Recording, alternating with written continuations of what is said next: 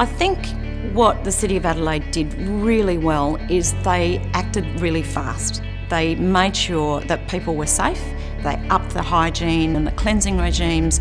We actually took very decisive action very, very quickly to make sure that our community was safe.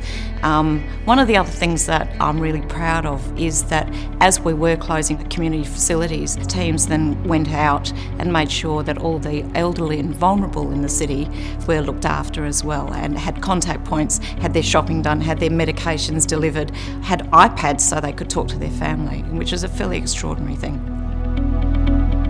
What we have done is we froze the rate and the dollar. That's the 7th consecutive year we've done that. We also froze all our fees and charges to the 1920 rate. So there's been no increase in any fees and charges, and that goes across everything from dog and cat management through to parking fees, through to entry fees at the aquatic centre, etc. So everything's frozen. #MyAdelaide. It's about highlighting the things that people love about their city, whether it's a dining experience or an art trail or just walking through the city or the buildings or the heritage, anything that they do in the City of Adelaide that they love. Like, stick a little #MyAdelaide and we can actually have a big story to tell.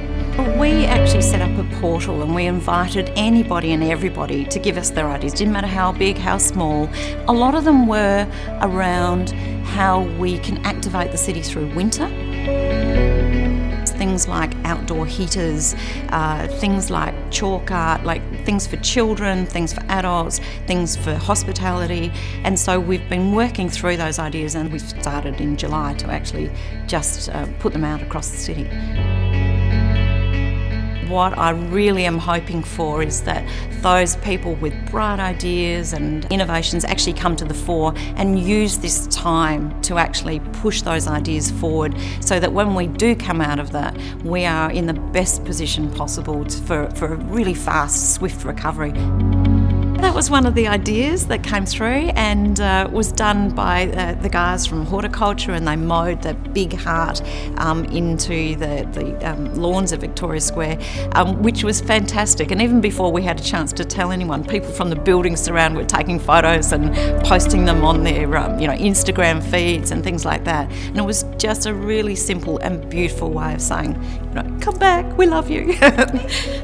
It really did put a smile on people's faces, and sometimes that's what you need. Some very simple things can actually make people feel a lot better.